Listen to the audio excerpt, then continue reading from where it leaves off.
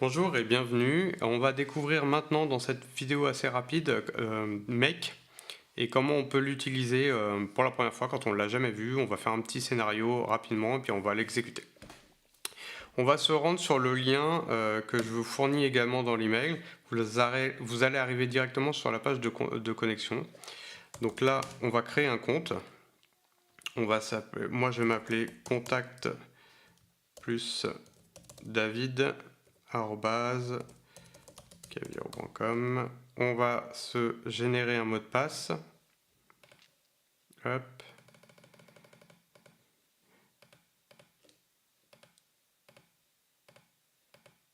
Voilà, ils m'ont mis un aléatoire à chaque fois. Je vais mettre.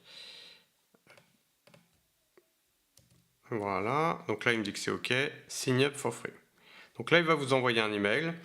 Il faut aller dans votre boîte mail et cliquer sur le lien.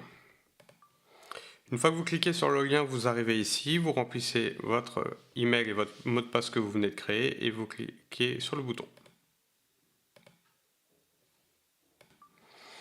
Donc, vous arrivez directement ici. Là, on est sur un peu le dashboard de Make en version gratuite. Quand on vient de créer son compte, on arrive ici. Donc, on a plusieurs éléments, organisation, team user, souscription de paiement. Sur la gauche, on a les accès rapides. Pour l'instant, on ne va pas se compliquer, on va aller directement dans scénario. Ici, je vais retrouver tous mes scénarios que je vais créer au fur et à mesure et je vais pouvoir les classer en dossiers. Donc je vais pouvoir faire qu'un seul niveau de dossier. Donc j'ai tous les scénarios ou non catégorisés pour l'instant. Ce que je vais faire tout de suite, je vais créer un dossier. Donc je clique sur le petit plus et je le nomme. On va le nommer test. Je sauvegarde. Donc là j'ai mon premier dossier, je vois un 0, ça me dit que j'ai pas de scénario. Je clique dessus, je me trouve dans le dossier test, je vais créer un nouveau scénario. Donc je clique sur le bouton ici. Donc là on arrive sur un scénario vierge, complètement vierge. Qu'est-ce qu'on voit tout de suite? On a un plus ici et il nous ouvre la fenêtre de toutes les applications possibles et souvent celles qui sont le plus utilisées au début. Donc là, chaque module, chaque application, après, il y a plein de possibilités dedans. Si par exemple, je vais dans OpenAI, dedans, je vais pouvoir faire plein de choses différentes. Ça marche pour toutes les applications. Si je vais dans, on va mettre une WordPress, voilà, je peux voir les nouveaux posts, voir les nouvelles mises à jour de posts, créer un post, mettre à jour un post, supprimer un post, etc. Ça marche exactement pareil, de la même façon, partout. Qu'est-ce que je peux retrouver en bas? Ici, on a un bouton pour exécuter le scénario, pour faire des tests. Ici, on a un bouton qui permet de l'activer. Et sur sa droite, on a un bouton qui permet de créer, de mettre en place une fréquence. C'est-à-dire que si c'est toutes les 15 minutes, une fois par jour, une fois par mois, c'est ici. Et on va avoir un nouveau logo qui va s'afficher. Par exemple, si je mets OpenAI, créer une complétion, voilà, je m'arrête ici. Donc là, j'ai pris une application, je lui ai dit ce que je voulais, donc créer une complétion, c'est envoyer un message OpenAI. Et là, ici, j'ai une petite horloge, et elle s'est calée sur toutes les 15 minutes. Si je clique dessus, je vais pouvoir changer les intervalles. Donc ça, on se le met de côté, pour l'instant, nous, on n'en a pas besoin, mais on le sait.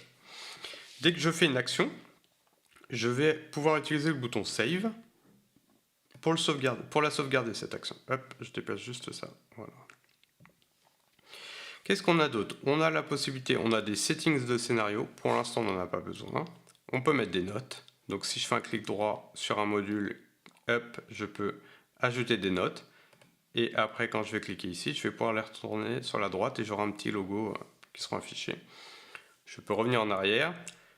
Au bout d'un moment, quand j'ai plein de modules qui sont un peu à droite, à gauche, je peux cliquer sur le bouton auto-align.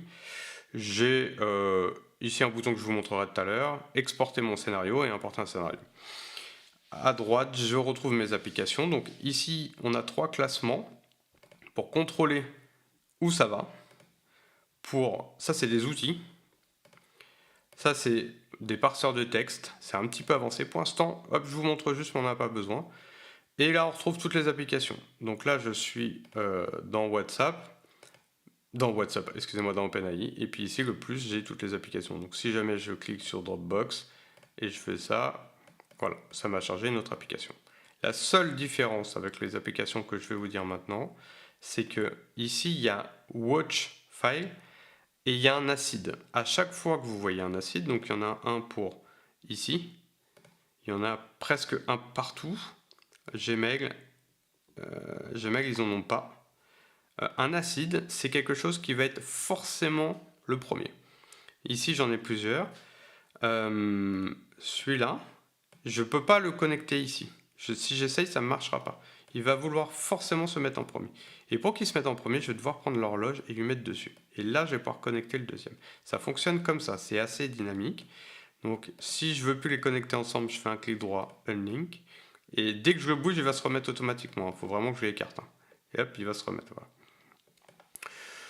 Si je les mets entre eux, ici j'ai une petite clé qui se met. Et ça va te permettre de filtrer la donnée qui arrive ici avant de l'envoyer ici. Je peux lui mettre un nom. Donc on peut l'appeler encore test. Si je sauvegarde, voilà, on voit que ça s'appelle test. Si je reclique dessus, sur le filtre, ici je peux mettre une condition, et là c'est la magie de Airtable, de Make, c'est qu'on peut mettre des formules, ça m'a fait penser à Airtable, c'est pour ça que j'ai dit ça. Et aussi, quand il y aura plusieurs éléments, je vais vous montrer, on va pouvoir mettre si ma variable est remplie, ou répond à et OK, ici je marque OK, alors ça passe à l'étape d'après, sinon ça s'arrête ici. Voilà. Donc là, vous savez à peu près comment ça fonctionne Make. En 2-3 minutes, on a vu. Quand je veux partir, il me demande est-ce que je veux sauvegarder ou pas. Là, je ne vais pas sauvegarder. On revient ici. Voilà. Ce que vous allez faire tout de suite, quand vous allez bien vous mettre dans Test, créer un nouveau scénario. Et là, tout de suite, vous allez importer le scénario que je vous ai envoyé. Hop, vous cliquez sur les 3 petits points, Import Blueprint, choisir un fichier, vous l'avez téléchargé, on va aller dans ici, il s'appelle Hello World Blueprint.json. Vous l'ouvrez, vous faites Save, et là, automatiquement, vous avez reçu un blueprint et vous l'importez. Donc, qu'est-ce qui se passe? On retrouve l'élément évoluer toutes les 15 minutes. Celui-ci, en fait, là, on peut tout de suite y aller et on va mettre On Demand. Save. Hop. On n'active pas le scénario pour l'instant. Donc là, ça veut dire qu'il s'exécute que quand on lui demande. Sinon, il ne s'exécute pas. Parfait. On a un module qui s'appelle set multiple variable, qui est un tool. Il y a une note. Tiens, si je passe ma souris dessus, tout l'a complété. Je vais cliquer dessus, et là, j'ai 3 variables qui ont été créées. Donc des variables, ça va permettre de mettre de la donnée. Ici, j'ai prénom, ton nom, ton email. Tu vas remplir ton prénom, ton nom et ton email. Et utilise le même email que tu as fait pour venir dans ce guide. Et tu sauvegardes. Donc on va mettre David. Hop.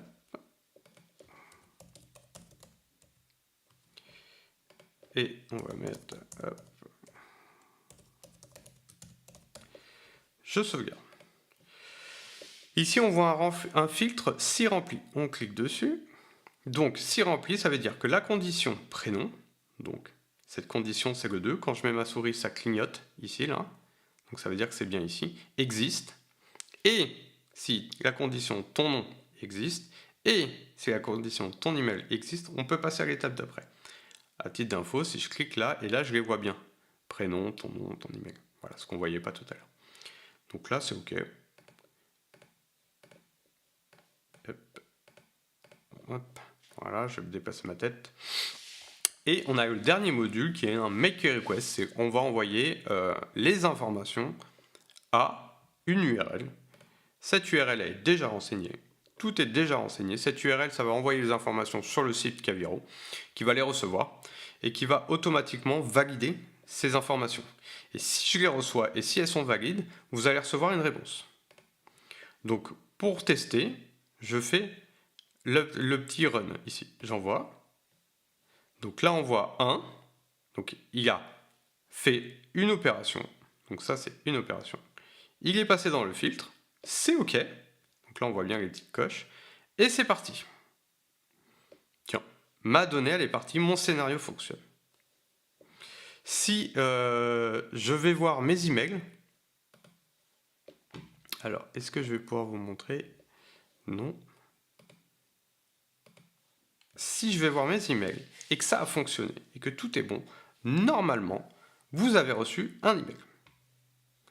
Je vous conseille d'aller voir tout de suite. Si vous avez reçu un email, c'est tout bon. Ça veut dire que vous avez validé. Et dans cet email, il va avoir normalement, si tout est OK, un lien vers un formulaire pour prendre rendez-vous avec moi et je vous offre 30 minutes de coaching. On discute sur les automatisations, sur vos problèmes. Qu'est-ce que vous pouvez déléguer? Je vous donne des pistes. Est-ce que c'est possible? Est-ce que c'est pas possible? Qu'est-ce qu'il faut prioriser? Donc là, il y a juste un petit lien de rendez-vous.